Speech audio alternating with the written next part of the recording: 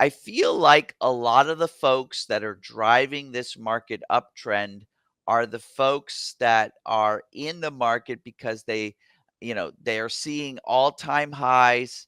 They've possibly never been in the market before, but they just don't want to miss out on supposedly all this goodness. And so they're getting in, but sadly, I think they're getting in at highs, right? They're getting in instead of buying low and selling high, they're buying into the highs, and I think you gotta, um, um,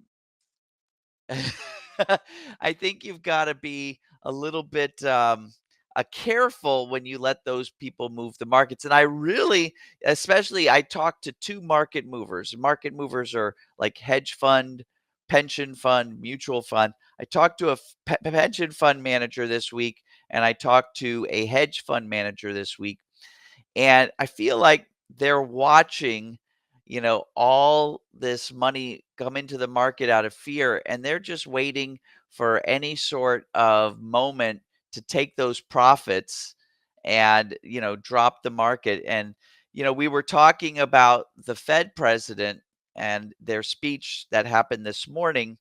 And again, these conversations were a couple days ago, but they're basically letting all these excited little folks with their savings coming into the market move the market up, and it poises it so that the market movers can then take those profits. These little guys who are pushing into the market, getting excited about whatever little tidbit they can grasp onto, they push the market higher.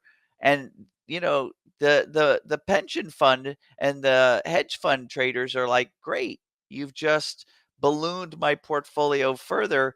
But as soon as they see any hints from, their in-depth analysts that it's going to be done, they'll take their profits and kind of basically do what markets do, transition the money from those people who got in when the markets were high, transition that money into their own coffers.